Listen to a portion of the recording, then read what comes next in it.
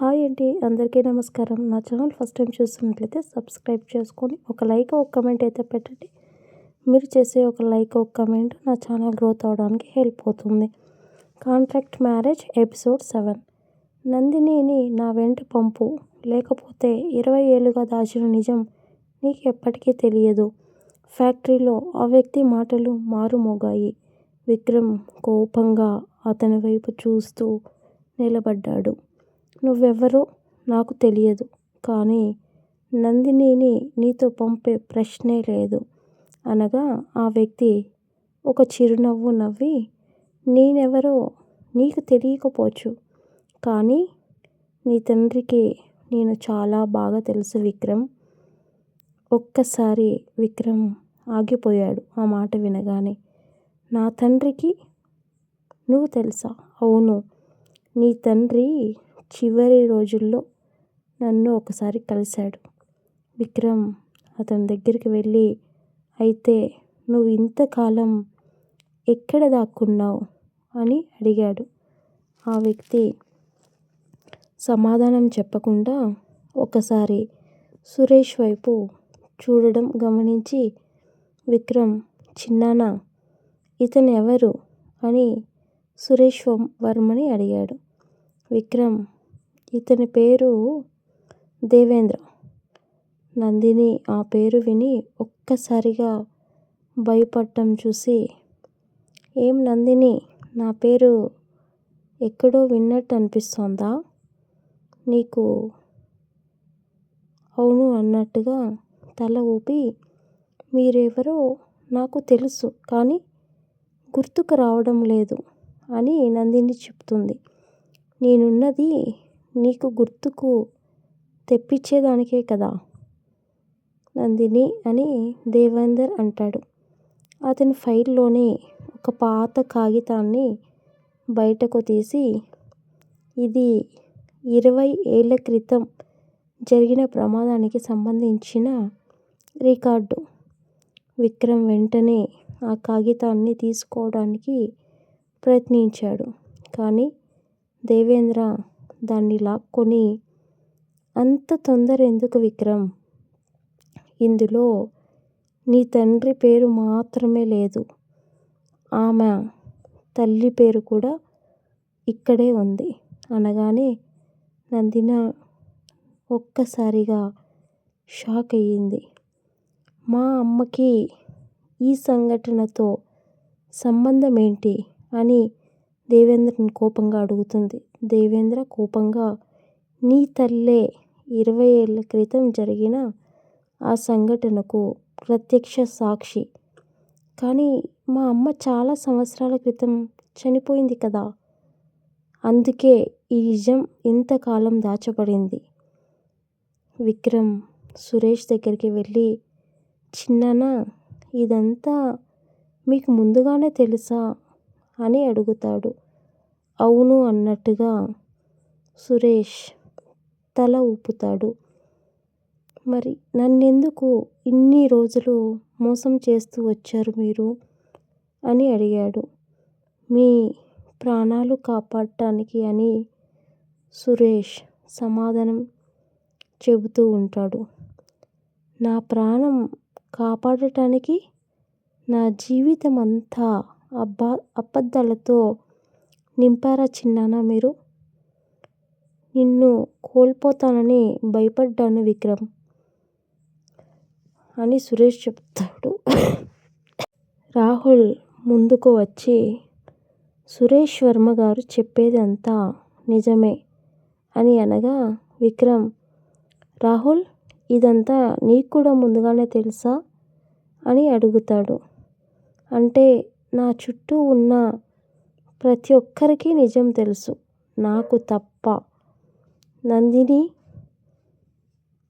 అతని దగ్గరికి రాగానే, నువ్వు కూడా ఏదైనా దాచావా అని అడుగుతాడు. నందిని ఏడుస్తూ, నిజంగా నాకేమీ తెలియదు అని చెబుతుంది.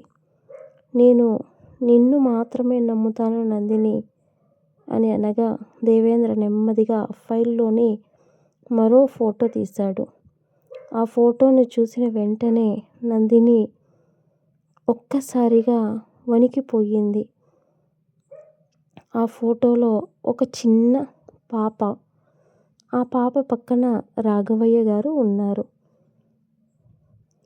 ఆ చిన్న పాప ఎవరు అని విక్రమ్ అడగ్గా దేవేంద్ర నందిని వైపు చూశాడు. ఆ ఫోటో తీసిన రోజే నీ జీవితం మారిపోయింది నందిని అని దేవేంద్ర అంటాడు. దేవేంద్ర సమాధానం చెప్పకుండా ఫైల్లోని చివరి పేజీని బయటికి తీశాడు.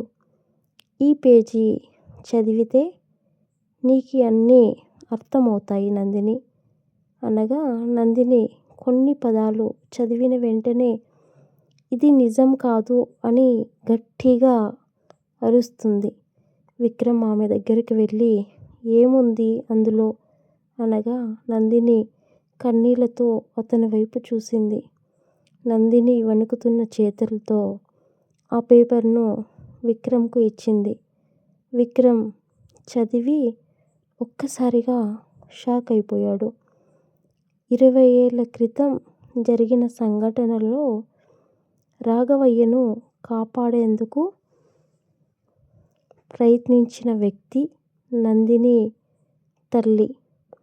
విక్రమ్ తల ఎత్తి దేవేంద్ర వైపు ఒకసారి చూశాడు.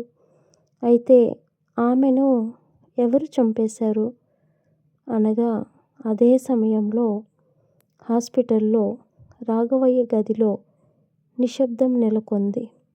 తలుపు దగ్గర ఒక నీడ ఎవరో వచ్చినట్లు కనిపించింది. రాఘవయ్య భయంతో ఆ వ్యక్తిని చూశాడు. నువ్వా అని షాక్ అవ్వకముందే ఆ వ్యక్తి గదిలోకి ప్రవేశించేశాడు. ఇన్ని సంవత్సరాలు తర్వాత కూడా నన్ను గుర్తుపట్టావంటే నీ జ్ఞాపకం ఇంకా బాగానే ఉంది రాఘవయ్య అని అన్నారు. రాఘవయ్య నందినిని ఏమీ చెయ్యకు అని భయంతో అరుస్తున్నాడు. ఆ వ్యక్తి నవ్వుతూ 20 ఏళ్ల క్రితం నువ్వు చేసిన తప్పుకి ఇప్పుడు నీ కూతురు అని అంటున్నాడు. రాఘవయ్య ఒక్కసారిగా షాక్ అయ్యి నందిని నా కూతురు కాదు అనడంతో ఆశ్చర్యంగా రాఘవయ్య వైపు చూశాడు. రాఘవయ్య కన్నీళ్లతో అవును నేను నిజంగానే చెప్తున్నాను. నిజంగానే నందిని నా కూతురు కాదు అని చెప్తుంటాడు.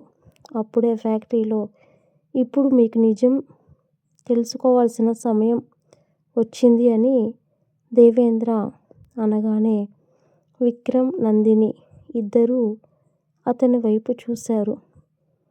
ఏంటి అనే ప్రశ్న వేశారు. అప్పుడు నందిని రాఘవయ్య కూతురు కాదు అనగానే నందిని ఒక్కసారిగా షాక్ అయ్యి నేను ఇంకెవ్వరి కూతుర్ని? ఆ ప్రశ్నకు సమాధానం ఒక ఫోటో చూపించాడు. ఫోటోలో ఉన్న వ్యక్తిని చూసి సురేష్ ఒక్కసారిగా కుర్చీలో కూలిపోయాడు. విక్రమ్ ఫోటోను చేతిలోకి తీసుకున్నాడు. అతని కళ్ళల్లో ఆశ్చర్యం. ఆ ఫోటోలో ఉన్న వ్యక్తి విక్రమ్ తండ్రి కాదు, రాఘవయ్యను కాదు. అతను మరో వ్యక్తి. ఇతనే నందిని అసలు తండ్రి అని దేవేంద్ర సమాధానం చెప్పబోతుండగానే ఫ్యాక్టరీ బయట ఒక్కసారిగా కాల్పుల శబ్దం వినిపించింది. అందరూ ఒక్కసారిగా భయపడిపోయి ఉలిక్కిపడ్డారు. దేవేంద్ర ఫైల్ను వెంటనే మూసివేసి నందిని వైపు చూసి ఇక మన దగ్గర సమయం లేదు. ఏం జరిగినా నేను నందినిని కాపాడుతాను అని తన వైపుకు లాక్కుంటాడు విక్రమ్. కానీ దేవేంద్ర మాత్రం తలుపు వైపు చూస్తూ వాళ్ళు వచ్చేశారు అని గట్టిగా అరుస్తూ ఉంటాడు. నెక్స్ట్ ఎపిసోడ్లో ఇంకా రహస్యాలు చాలానే ఉన్నాయి. ఈ రహస్యాలు మీరు తెలుసుకోవాలంటే నెక్స్ట్ ఎపిసోడ్ చూసేసేయండి. నా ఛానల్ని సబ్స్క్రైబ్ చేసి దయచేసి ఒక లైక్ అయితే ఒక కమెంట్ అయితే పెట్టండి.